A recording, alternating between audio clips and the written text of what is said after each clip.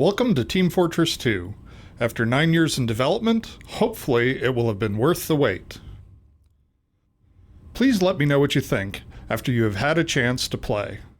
I can be reached at gaben@valvesoftware.com, and my favorite class is the Spy.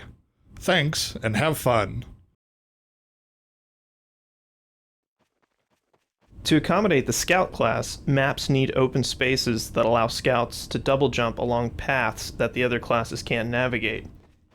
This area features a variety of rooftops and rocks that a Scout can traverse while staying above any non-Scout opponents. Scouts often use their speed advantage to retreat and collect health, so here we force them to adopt some risk by placing the health inside a small enclosed area where they sacrifice some freedom of movement. The Scout is designed for players who are able to rapidly move around while tracking their target. Where other combat classes rely on high amounts of damage, the Scout relies on his high movement speed and double jump ability to dodge enemy fire. Much of his combat style is crafted through the features of his primary weapon, the scattergun. It does a large amount of damage, but has a wide spread that forces him to get close to the enemy for full effect, where he's also at the highest risk of being hurt. It has a slow rate of fire that encourages him to pause to fire, then dodge, then pause, and so on, which gives enemies a higher chance to hit him at intervals. Finally, it holds a small clip and the slow reload time to encourage the Scout to pull out of combat to reload, something which he can do easily with his speed, and gives injured enemies a chance to run before the Scout returns.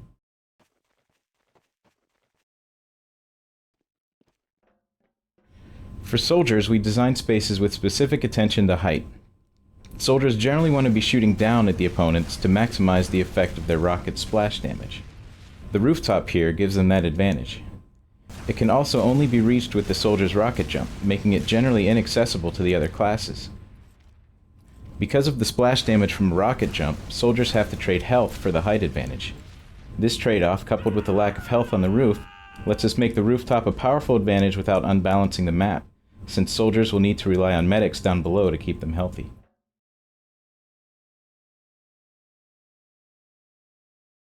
The Soldier is a core combat class featuring versatile movement and a terrific long-range damage capability. He's designed to be comfortable in almost any combat situation and to be the best long-range anti-sentry gun class. His main weaknesses are designed into his primary weapon, the rocket launcher. It has a small clip size, which forces the soldier to carefully manage his reloads, and it fires relatively slow-moving projectiles, making it ineffectual beyond short range against any opponent who dodges well, like the Scout.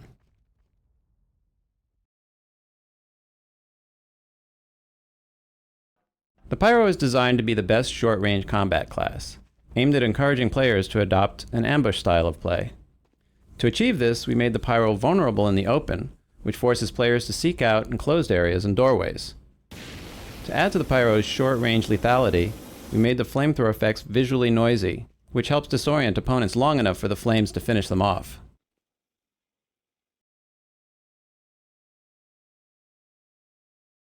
The Demoman is the most versatile combat class, capable of rapidly switching from strong offensive pushes to defensive area denial. He is the only indirect fire capability in the game, allowing him to take out sentry guns around the corner, and his sticky bombs give him a grenade jumping ability similar to that of the soldier's rocket jumps. His sticky bombs can also prevent enemies from moving through doorways, cover a retreat, and defend control points even when the Demoman is somewhere else.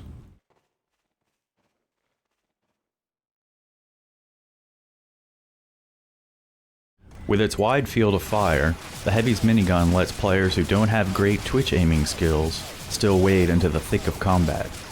To make up for this reduction in the value of the player's aiming skill, we amplified the importance of other skills.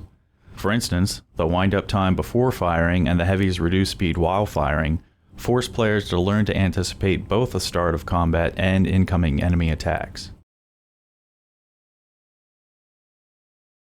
Balancing the strength of the engineer's AI-controlled sentry gun was one of the more difficult design problems in Team Fortress 2. If the gun was too powerful, only the most skilled players would be able to counteract it. If the gun was too weak, the engineer would have no chance against skilled players, effectively eliminating any reason to build it in the first place. Our solution was to make the sentry gun essentially binary in the sense that it's lethal to opponents who don't take cover, but can't intelligently deal with enemies popping in and out of cover. This forces the engineer to use his own secondary weapon skill to compensate for the sentry gun's corner weakness, while still making the sentry gun a formidable obstacle for any opponent simply attempting to sprint past it. The medic is the main support class. Previous support classes we've designed had a variety of problems. They didn't require much skill because they stayed back in defended areas, which also kept them out of the funnest parts of the game. Worst of all, this meant they weren't even terribly useful because they generally weren't near the players who most needed to be healed. We designed the Team Fortress 2 medic to solve these problems, primarily by focusing on keeping them right in the thick of battle. Additionally, we designed the medigun to be as easy to use as possible, so that medics can focus on survival while healing teammates. Virtually no aiming is required, which lets medics concentrate on following their heal target, who has a huge incentive to keep his medic benefactor safe. Our main goal in designing the medigun was to build a strong relationship between the medic and his healing target. We wanted to see what we would get if we focused on creating a tight loop between two players, instead of just thinking about getting the larger team to cooperate. The medigun's design ensures that the medic and his target are extremely conscious of each other, watching their health and relative positions and making tactical choices carefully. We wanted there to be skill involved in being a good healing target, so that medics would seek out and latch onto skilled targets. This helps foster the relationship we were after. Invulnerability adds an element of pacing to the multiplayer experience, which otherwise tends to have fewer emotional highs and lows than a well-crafted single-player game. When an invulnerable medic and his friends come running in, it's an extreme high point for them. It's also a rush for the defenders, who know that they've just got to hold on for 10 seconds until invulnerability fades. Invulnerability also sharpens pacing by helping a team push through a defensive stalemate when the enemy team turtles up and refuses to come out of their base. Without a lack of defensive skirmishers, it's easier for the offense to build up the invulnerability charge without interruption. In addition, invulnerability is a great goal for the medic and rewards him for being an effective healer. We encourage the behavior by adding more charge when the medic is healing injured teammates than when he's healing ones who are already at full health. To accommodate snipers, maps need wide open spaces, long sight lines, and protective cover. Targets of the sniper require alternate routes that bypass the sniper's sight lines, though these usually have an additional cost, such as increased travel time. This leaves players with a choice. Do they take the more direct but hazardous route, or the safer yet slower route? Sniper positions generally also have a corresponding enemy sniper deck positioned on the other side of the arena, which allows one sniper to counter another, offering cover for teammates in exposed areas. The sniper rifle was another tricky design problem. To meet players' expectations, a sniper rifle has to be able to kill an opponent with a single shot to the head. On the flip side, we need to ensure it cannot be snap-fired from the hip with the same effect, because then, in the hands of an experienced player, it also becomes the game's most lethal short-range weapon, negating the sniper's primary weakness. To solve this, we implemented a charging damage meter that only appears when the sniper is zoomed. This solution has several beneficial side effects. The low damage both while unzoomed and at the initial zoom ensures that snipers can't kill opponents with impromptu snap fire. The charge time means snipers can deal out low damage shots quickly, or highly damaging shots at slow intervals, which allows opponents to overwhelm them with a coordinated rush. The high damage at the end of the charge rewards sniper-esque behaviors such as locating a decent vantage point and taking very deliberate shots. The Spy is designed for players who want to outsmart their opponents. At a high level, his gameplay flow is to infiltrate the enemy team, move around while disguised, and use his instant kill backstab to take out key enemies, usually snipers, engineers, and medics.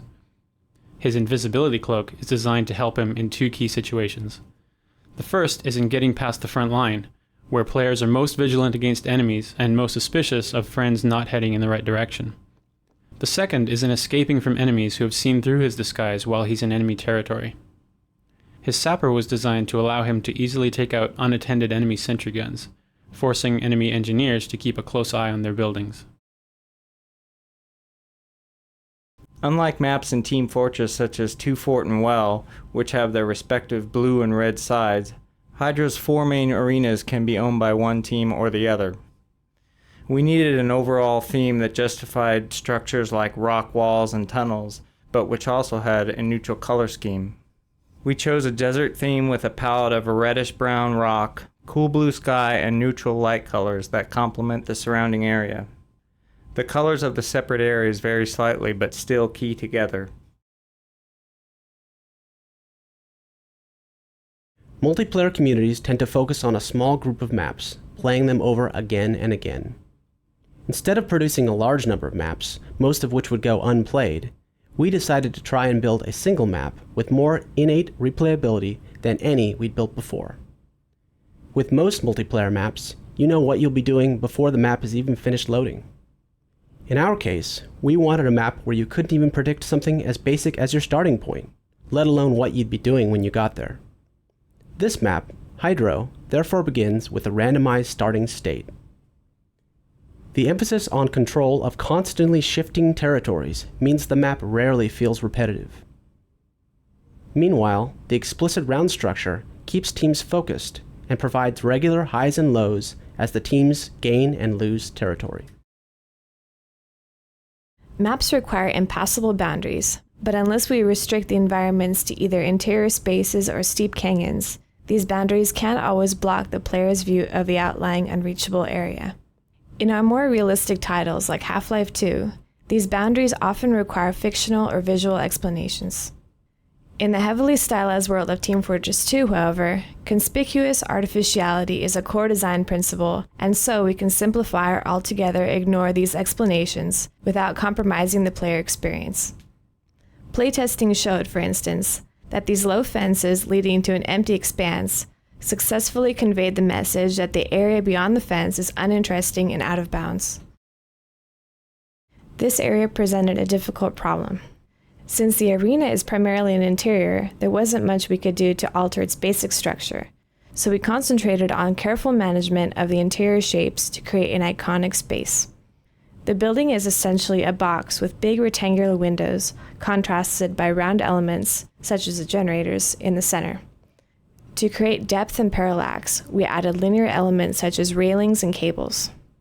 We used contrasting values of dark and light on the floor with brightly lit walkways to create an interesting value pattern. All these elements work together to draw the player's eye to the flag, which must always be the focal point of the arena. Bulletproof glass is a useful design tool in strongly defended areas such as around control points. It gives the offensive team a chance to see enemy defenders and sentry gun positions, while affording the defensive team a good view of the gathering attackers. This is often crucial for the defense, if the offense is waiting for a medic's invulnerability charge.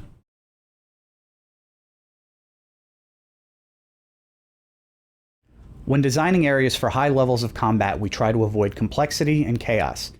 Complex geometry confuses players, making it hard for them to track enemies and interfering with their movement and aiming during combat. The most chaotic combat tends to occur when the size of the room fails to support the number of players fighting in it.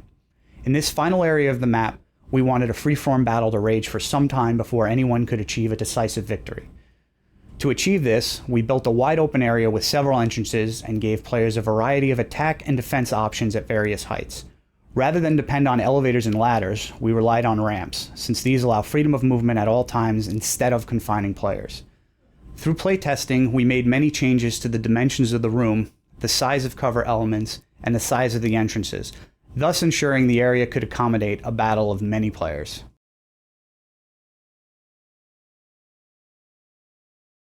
Height is a useful feature when designing defensible buildings. For instance, the Cap B building needs to be defended from all directions. The height and windows on all sides give defenders in this building an advantage when launching rockets and grenades from within. Bulletproof glass in some windows lets them safely view approaching enemies. For gameplay purposes, we sometimes need to neutralize the speeds of the classes. For instance, these central door timers were created to ensure that all classes could make it to the middle part of the map by the time the action actually starts. Playtesting showed that it was more fun to have the teams waiting as a group as soon as the doors open.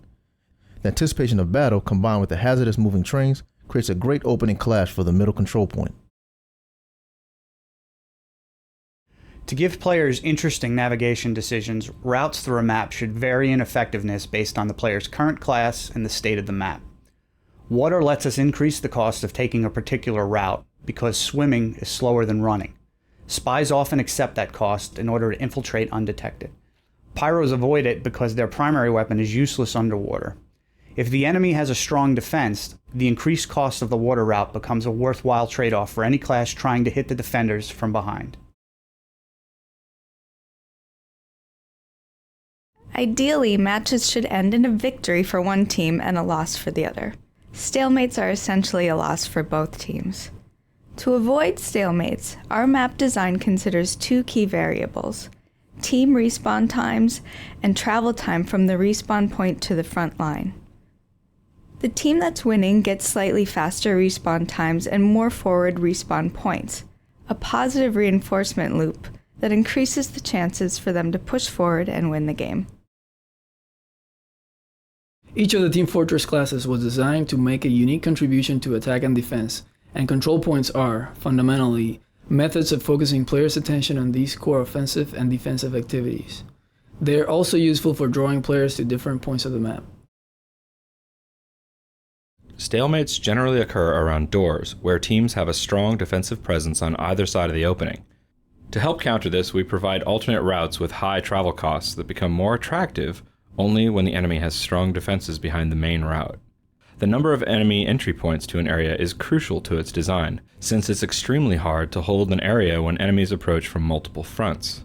This makes one-way exits a useful design tool, since they let us uncouple the number of entry points from the number of friendly offensive routes. In our original design, once attackers were cleared off a point, they lost any progress they'd made towards capturing the point. Playtests revealed that lone players near an enemy control point had no incentive to try to capture it if any enemies were in the area.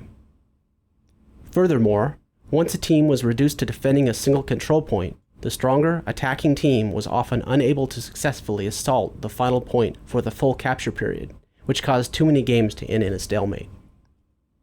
We changed the capture mechanic so that the capture progress persists for a while even after the attackers are cleared off the point, and this improvement fixed both of the problems with the original design. Games usually approach stats by comparing the player to everyone else in the world. This is only really of interest to those who are near the top. With Team Fortress 2, we decided that a better approach might be to compare the stats to the player's previous successes, turning them from a worldwide comparative system into a personalized motivational one. The beginning player gets encouragement and acknowledgement that while they're not highly skilled yet, they're getting better all the time. The veterans get to see when they've managed to come close to their previous record, which encourages them to beat that record. The personal stat system also acts as a validation system. When a player feels like they've had a really good run, the stat system pops up and essentially says, "You're right, that was a great run." In multiplayer games, the content players consume is largely generated by other players. To enhance this, we added features designed to promote relationships between players. For example, the freeze cam shot of a player's killer helps the player remember specific troublesome opponents. The Nemesis feature adds an additional reminder that certain enemies are more significant than others. It creates a small negative reinforcement loop by giving players an opportunity to score extra points with a revenge kill. Player classes form the backbone of Team Fortress 2's gameplay. There are a bunch of reasons why they're a useful design tool. A class is a bottled-up experience designed to be unique relative to the other classes in the game. A player who's getting tired of one class can switch to another class and get a fresh experience. They allow us to cater to players with a variety of different skills and desires. Beginning and advanced players can have fun together. Cautious, cerebral thinkers, strategic defenders, and twitch-firing adrenaline junkies can all find their niche. Team Fortress 2's class design decisions enable us to have a larger number of player abilities in-game, while still keeping a single player's decisions down to a manageable level. Critical hits are one of the features that resulted from our focus on pacing. The critical hit system attempts to slightly influence the highs and lows of the game by increasing the chance of a critical hit based upon the player's recent performance. In summary, the better you're doing, the more likely you'll continue to do well. This helps create those rare high moments where a single player goes on a rampage and gets 3 or 4 kills in rapid succession. One of the main changes between Team Fortress Classic and Team Fortress 2 was the removal of thrown grenades. Most classes could carry a standard hand grenade along with a secondary grenade, tied more closely to the class. Team Fortress 2's focus on unique class roles led us to notice that the standard hand grenade was a more powerful combat decider than some of the primary weapons. This made the classes more similar in combat, not a desired effect. In addition, when we look at some of the Team Fortress Classics map stalemates, they often resulted from large amounts of grenade spam. Two cases were particularly problematic. That of players throwing grenades repeatedly through doorways, hoping to kill an enemy who might be there, and players on the verge of death throwing all their grenades in rapid succession, hoping to get a kill after they die. Removing standard hand grenades made the game more fun almost immediately, especially for new players who were often confused as to why they die when a grenade went off at their feet. When we examined the class-specific grenades, we found similar problems. Eliminating them from playtests gave us yet another boost in making the game more fun. Once we decided on removal, we analyzed each class to see what capabilities might have been lost as a result of the decision. In some cases, we added other capabilities, where we felt a class had lost the ability to make some interesting decisions related to a special grenade type.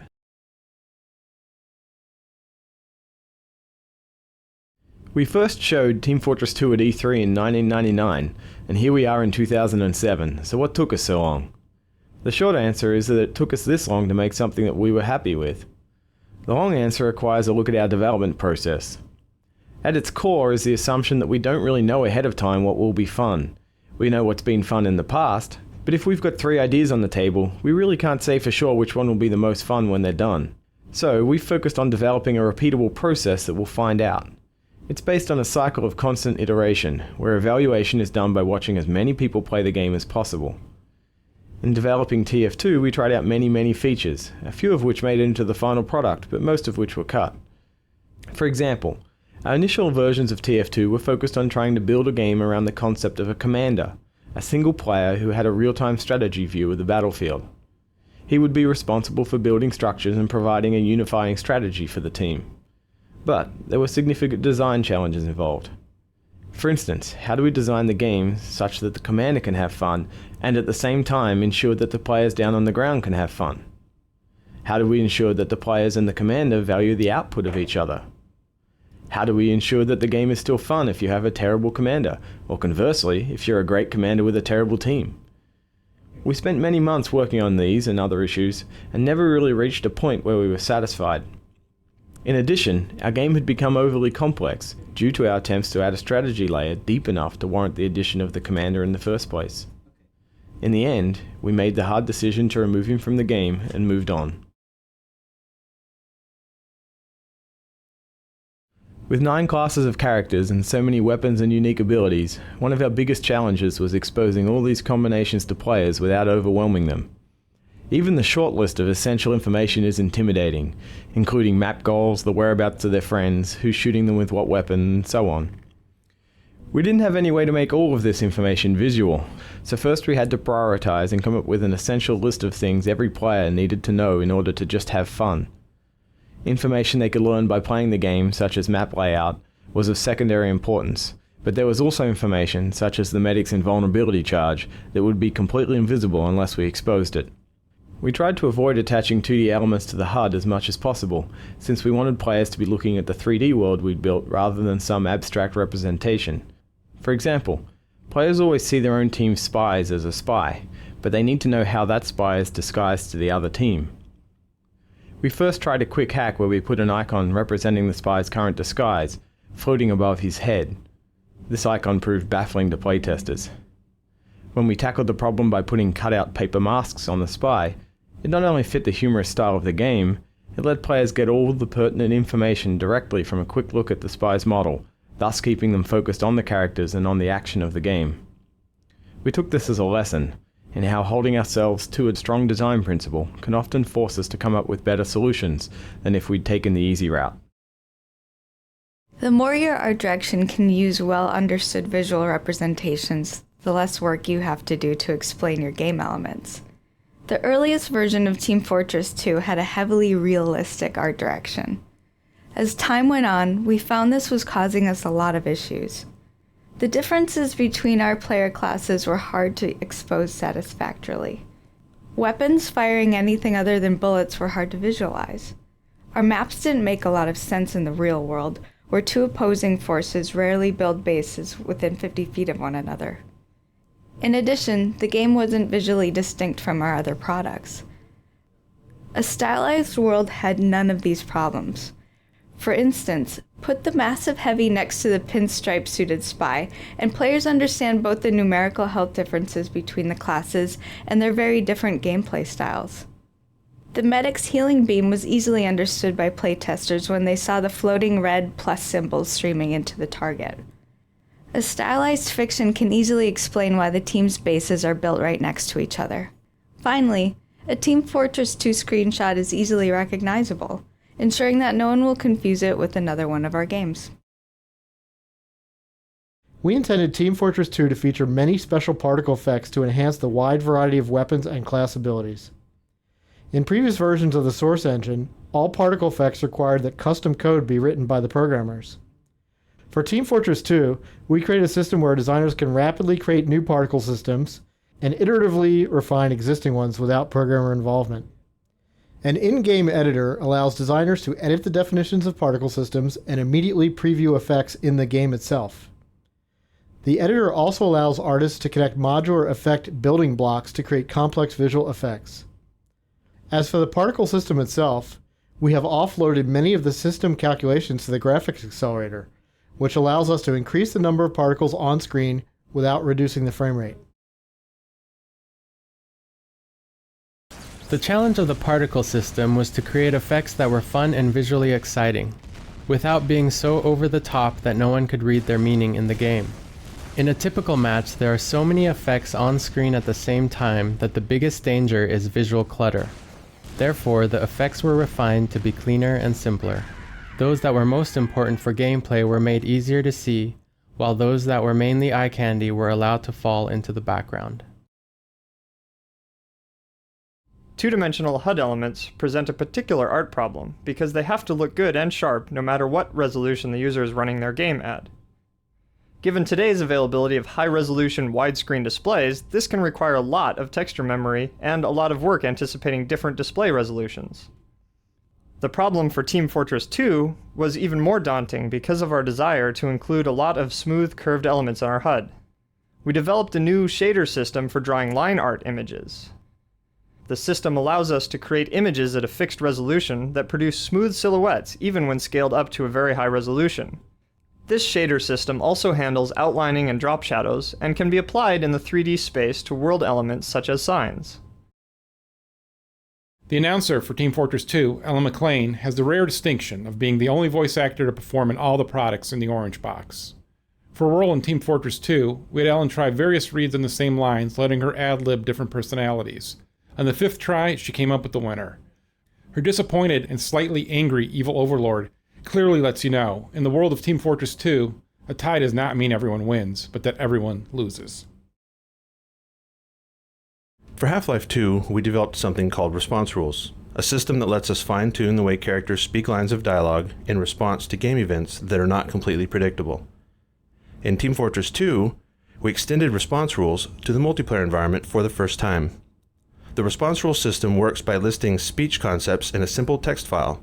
The game code then makes characters attempt to speak when the rules or conditions defined in the text file are met in the game. For instance, when a player reloads his weapon, this signals the response rule system that now would be an appropriate time to speak a line about reloading. The response rule system checks the state of the world and matches it to a set of rules that determine the best line of dialogue to use for that speech concept. If the player's health is low, he may speak a different reloading line than if he's completely healthy. He could play a special line if he has killed more than 2 enemies in the last 20 seconds, another set of lines if he's underwater, and so on. Keeping dialogue and rules in script files gives the game's writers the ability to add speech to the game without needing any code support. In our early discussions of rendering styles for the characters, we decided we wanted them to have a look that was illustrative or stylized, without going to the extremes of most toon shaders. We wanted softer lines for shading than was typical for this sort of rendering. So, we used the 2D texture to define the lighting on the characters, and at the point where light and dark meet, we added a hint of warmth to give it that burst of color at the transition. Once we'd achieved the right shading model, we added a rim trim to the characters so they would have a nice highlight around the edges of their silhouettes, which helps them to stand out from the surrounding 3D world. Having decided on a stylized art direction, we experimented with a variety of styles before settling on the example of J.C. Leyendecker, an enormously popular illustrator of the early 1900s. Leyendecker's rendering of clothing and material provided a great example of how to add detail to a character while keeping the clean, sharp silhouette shapes that were key to our class identification. We used normal maps to craft folds of clothing, which provided a fine level of detail when seen up close, without detracting from color values, meant to draw the player's eyes to the all-important weaponry. Characters are the most important piece of art in a multiplayer game, so that is where we spent most of our effort. We developed a read hierarchy for player models, prioritizing the information that players needed to be able to read merely by looking at the model. Our hierarchy was this: first, what team they're on, second, what class they're playing, and third, what weapon they're wielding. Team readability was addressed by adopting an overall color palette for each team, picking warm colors for red and cool colors for blue. Class readability was addressed through the character's silhouette. Unique silhouette and animation shapes are more identifiable at far distances, and across a broader range of light levels than any amount of other visual detail on the model. Finally, the weapon was highlighted through the textures. The areas of highest contrast, which attract players' eyes, are all focused around the chest area of our character models, right where they hold the weapon. In addition, the subtle gradient from darkness around the character's feet to the bright areas around the chest also helps draw the player's eyes to the weapons. So late in the project, while other parts of the game were being finished up, we found ourselves with some time left over for extra animation. There were several ideas on the table, including weapon-specific taunt animations. When evaluating a feature, we look at how many other features it connects to, and taunts were the clear winner. They play well with the killer freeze cam, adding to the relationship between the nemesis and his victim. They give us a highly visible place to show off our new facial animation technology, allowing the player to examine it from all angles. Finally, TF2's characters have a lot of personality, and taunts were the perfect way to show that personality through the animation and voice acting.